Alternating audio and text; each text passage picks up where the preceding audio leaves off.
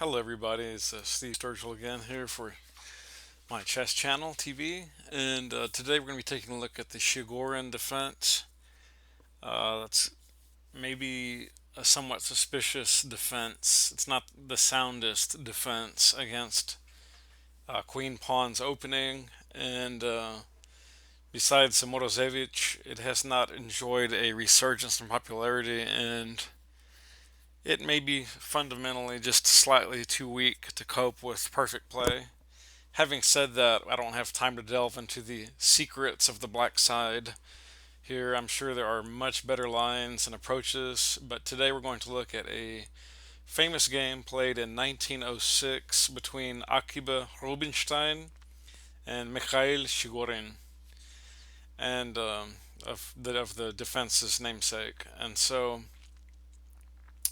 bear in mind, guys, that in 1906 theory was nowhere near what it is today, and certainly there were no computers at all.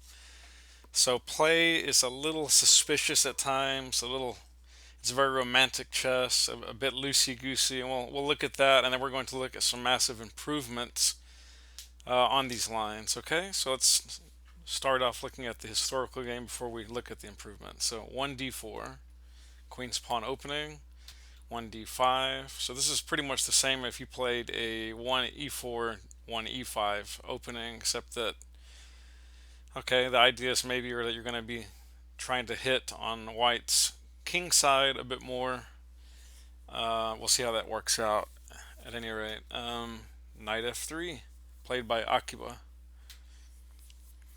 Bishop g4, similar to a Roy Lopez, and just the e3. Mikhail played e6, c4, challenging the center, or undermining it at least. Knight c6 developing. Knight c3, also developing. Bishop out to b4. Not perhaps the most accurate move in the position. Again, this is romantic chess. And Akiba wanted no part of that and said, I'm going to scare you away at some point. And queen on b3 probably looks a little more scary than it actually is. But okay, it's a move. So knight to e7, preparing castles. Bishop d2, getting the king out of that horrible pen. Or the idea of a pen. It wasn't even a true pen anymore, but okay, now the queen is a bit freer to move around, so in that sense. Black castled. White took the center pawn on d5. Knight grabbed it. And I'm wondering, okay, let's see.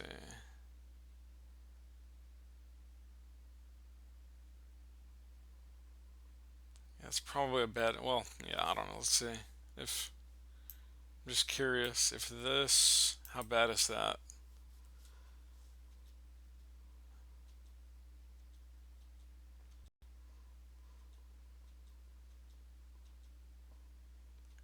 That's actually white is winning. Wow. According to Komodo,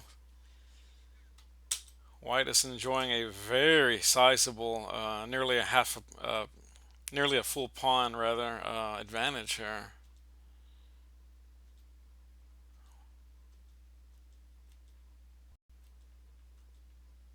Wow. That's impressive. But okay, I'm getting off topic. So that's a very interesting line that might have been played, but it wasn't. So let's get back to the actual game. Um, Akiba played bishop d3. Mikhail captured, recaptured with the pawn, opening the g file. Rook to b8. That is not a great move. I'm not specifically sure what he was thinking in that position, but it's not a bad move. It's just not. I don't feel it's the best in the position. White castled. Very strange castle. Going castling queen side here is just a bit bizarre. Don't know what the perceived rationale was in that era, but okay. He castled, and pretty much according to Komodo, he lost about a 0.25 advantage here with this move. He just goes to instant flat zero, all even. But anyways, black takes the knight, recaptures with the pawn. Another seriously strange move. I don't know why in the world he didn't recapture with the bishop. This is just bizarre. And to be quite honest, Rubinstein should have lost this game. He played it very suspiciously, and I think all in all, probably at times even worse than Chigorin. So, but it is the final result's all that counts, not would have, could have, should have been. So, pawn to b5. Another strange move. I guess two strange moves deserve another, but kicking the knight. Bishop. I mean, excuse me. Rook g1.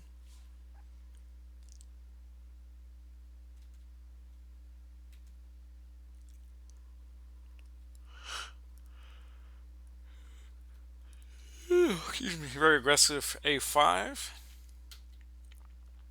Bishop to e3. Knight to g6. F4. Queen to h4.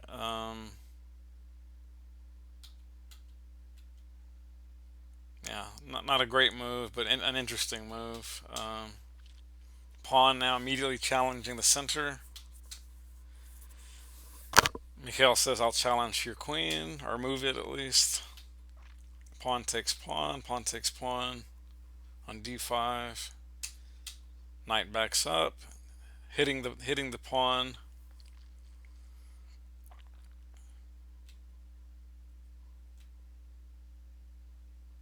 Oops. So queen came to c5. Knight takes. Bishop takes knight. I mean, excuse me, bishop takes pawn.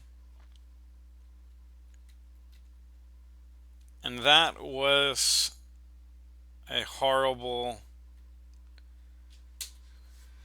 positional blunder, guys. I don't know what Mikhail was looking at when he made that move, this knight f5 move, but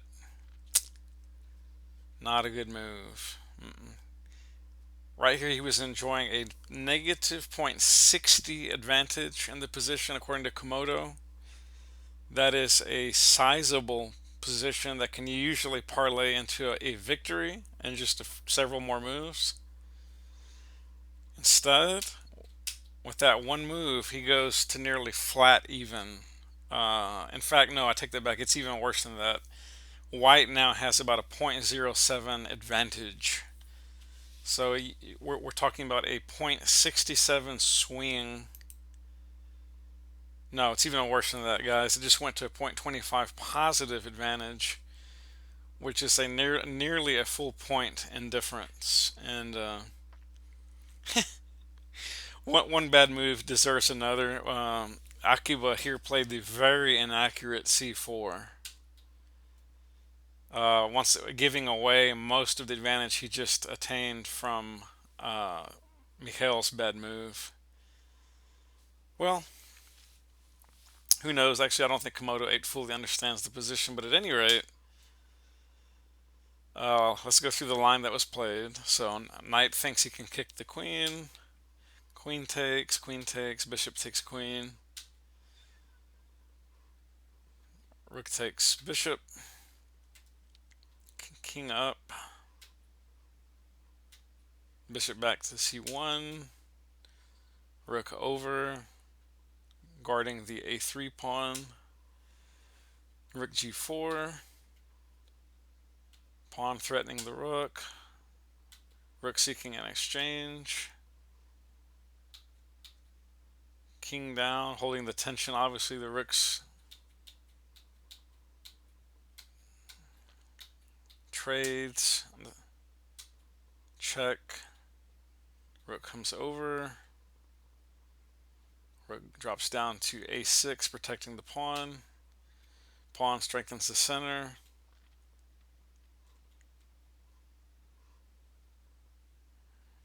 Rook over. Pawn up, securing the f5 from advancing. More importantly, or just as importantly, also blocking the king in. Pawns exchange. That blockade is gone, but white king gets in on the action.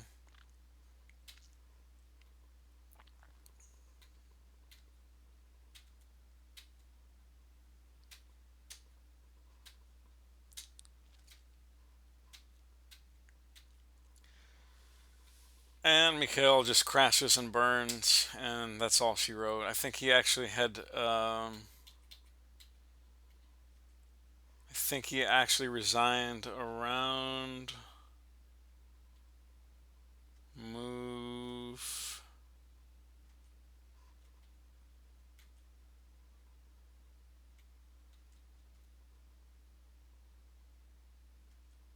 I think it was here. I think either 40 this move or that move, and he resigned. He wanted to see no part of this. So this finish that I doled in was, or dialed in, was not played over the board. It was too nightmarish for Chigorin to see. So let's back up now. So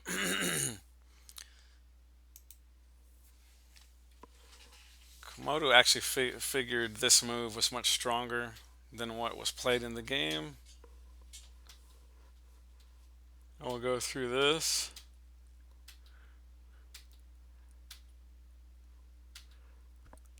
Yeah, I think that was an inaccuracy. Let's see.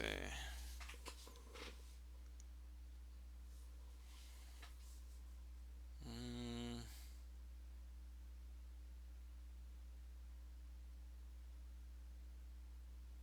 let's see. Well, let's see.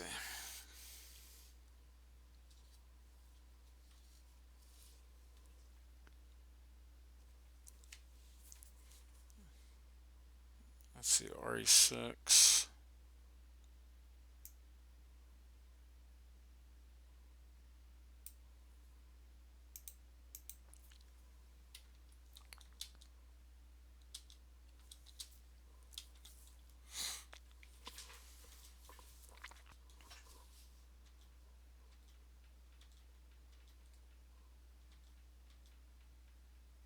Oops.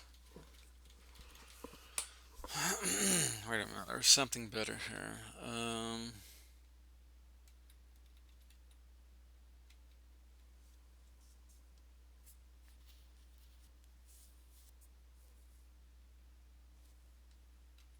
No, yeah, I thought it. Yeah, I immediately saw takes h5 is much better. It's just so much more disturbing.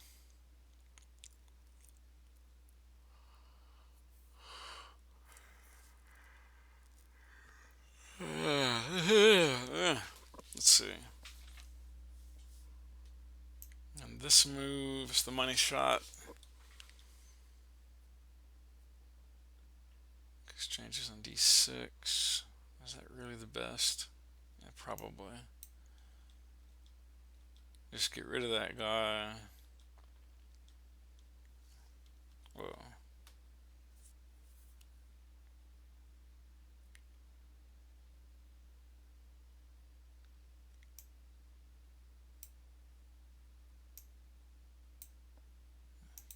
I think that's slightly better. I'm not sure.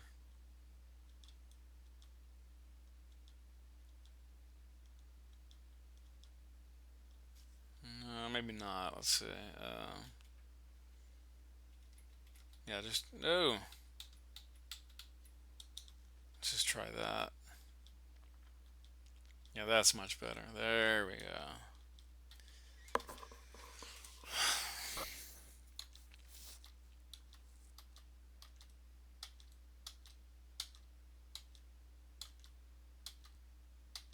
Hmm.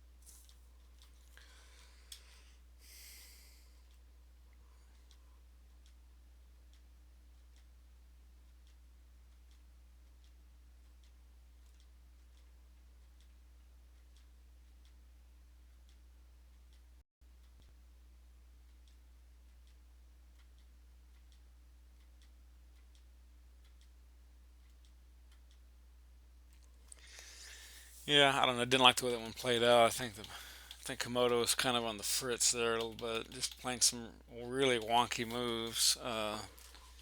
Not like it to do that. Anyways, let's. So that would have been a better finish. But let's back up now, and I want to get back into some more modern theory of playing the white side and the black for that matter. So we have that tabia position, sort of the start position. E3 is very common here, obviously freeing the bishop, and it's a good solid move. Obviously, if bishop takes here, you would just take back with the queen. You don't want to double those pawns for no reason. Okay, c4, knight c6, knight c3. Again, this is just very standard for the Chigorin.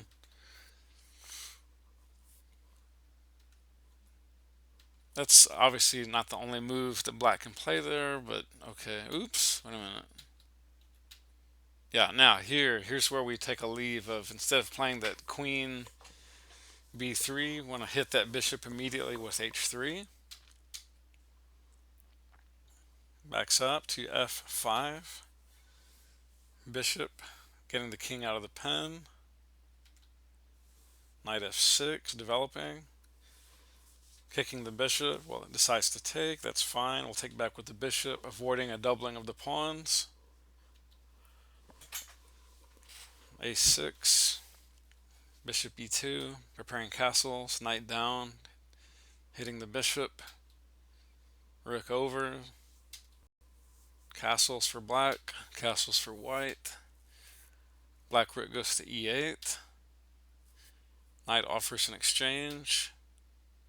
Pawn h6, a good defensive move. Knight's trade. Bishop falls back to d2. Queen down to d6. And then c4 takes d5. Queen takes. f3. Kicking the bishop. I love f3. I love f4. Rook saying, where are you going? Queen just politely drops back a step. White queen goes to c1. And was there anything better? I don't know. Well, that's good. So let's roll with that. Black rook comes to d8. F1 rook comes to d1. Queen falls back to e7. White queen goes to c3. Black rook comes down, seeking an exchange. Now we have the famous Alekhines cannon, or Alekhines cannon. Queen comes to d6. Bishop falls back to e1. Rook over to g5, stopping ideas of bishop g3, or at least, yeah, negating it. And then g4 is very powerful here. We can see that um, b4 is also an excellent move to consider here in this position. Rook takes g5 is an excellent move as well. Nothing wrong with just taking the rook off there, but here, that's just a very strong, principled, logical move.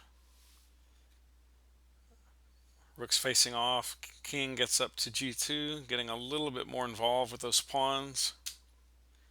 Queen falls back to d7. Queen b3, hitting the weakness on b7. Rook comes over, gets taken by the rook.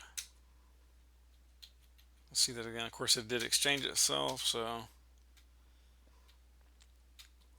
queen to c3, rook up, bishop g3, hitting the weakness on c7. It's not an active weakness, but if the queen should vacate those squares enough, that could become a severe liability for black. Other bishop drops back to d1, f6, bishop b3,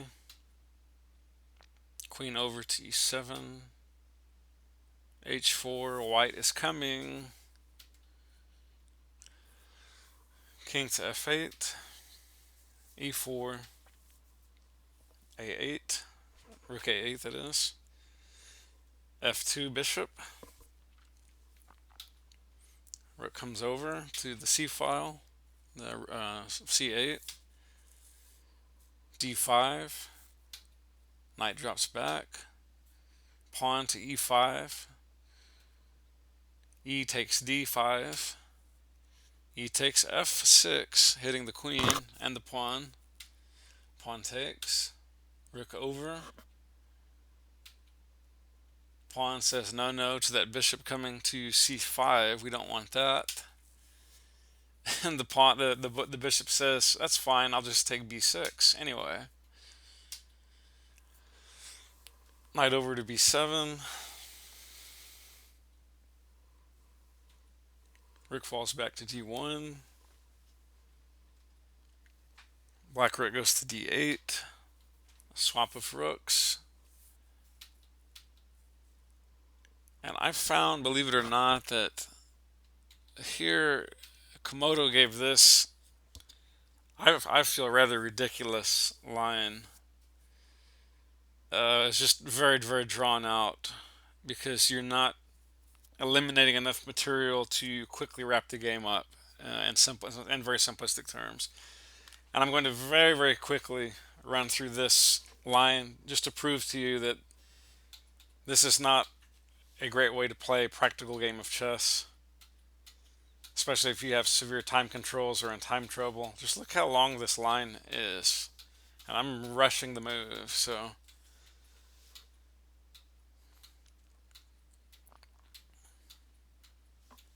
again, that black queen is just very, very annoying, super annoying. Just a nuisance that shouldn't even be there on the board. Of course, white's winning, but look how much effort it's taking.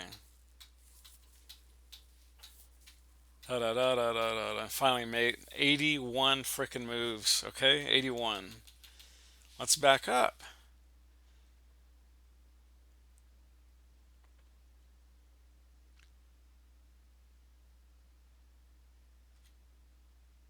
So I saw that, I said, nope, I don't think I'm going for that. And I did this. Queen takes c7. And now watch what happens. Queen takes, bishop takes. Bishop goes to c4. Obviously hitting the pawn on a6. Knight drops back protecting it. Instead of b4 here, which is not a very strong move, it's much more advisable to play bishop d6. Bishop comes to d3 in desperation. Pawn secures that bishop. Bishops come off, that's no problem. Knight has to move. Bishop back to f4. Knight hitting c4, now c5, escaping the knight. Knight drops back to c6. King f2 getting involved. f5. King to e3. Pawns to exchange. a5. Here comes king on e4. Knight has to move away at some point. Bishop d6. Knight goes back to c6. King comes to d5. Knight goes to a7. Bishop to f4, hitting the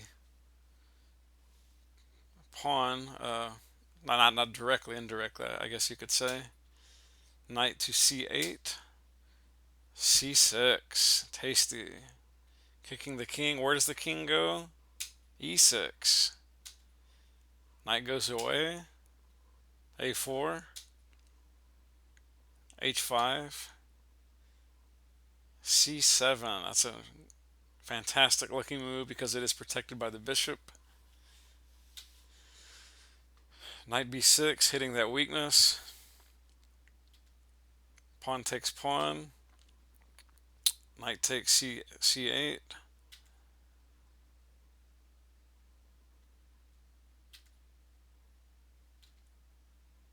I'll just finish out these moves. It's very, very pedestrian ending.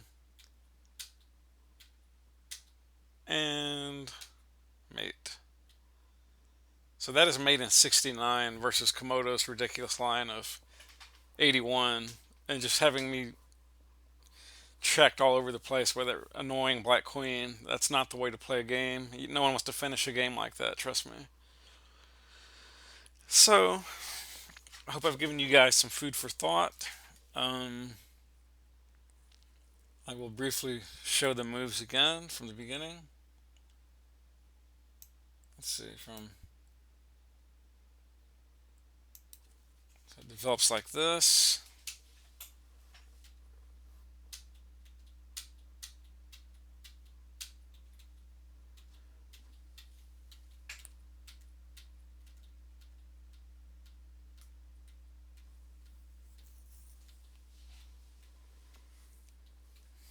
And these are very typical formations in the Chigorin. Lots of rook lifts available, lots of bishop moves, lots of pawn structural nuances in the position. Lots of open avenues, not unlike the Roy Lopez or other semi-open games like that, Spanish.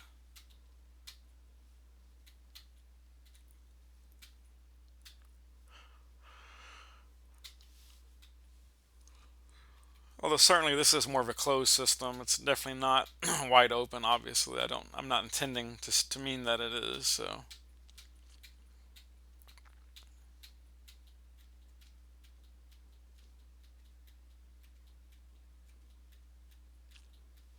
Very logical, strong ending here. Display of a better piece and more pawns and a more active king. So when you add all that up, it's usually bad news bears for the other guy.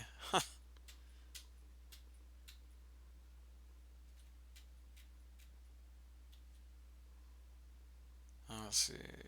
Here, I think.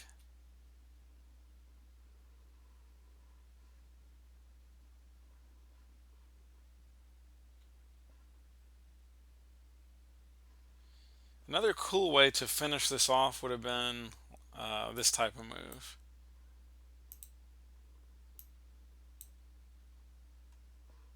The idea obviously of going king d7. Knight drops back. King d8.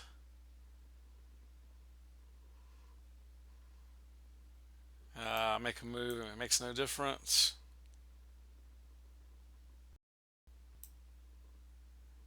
Queen. Something like that. And obviously, I don't need to tell you guys that that is a winning endgame. It's just, yeah, come on. You know what I mean? That's just terrible. Etc. Etc. Etc. Okay, we'll stop there today, guys. Hope you gave you some food for thought. I'm playing the Shigoran. Be careful if you do play the black side.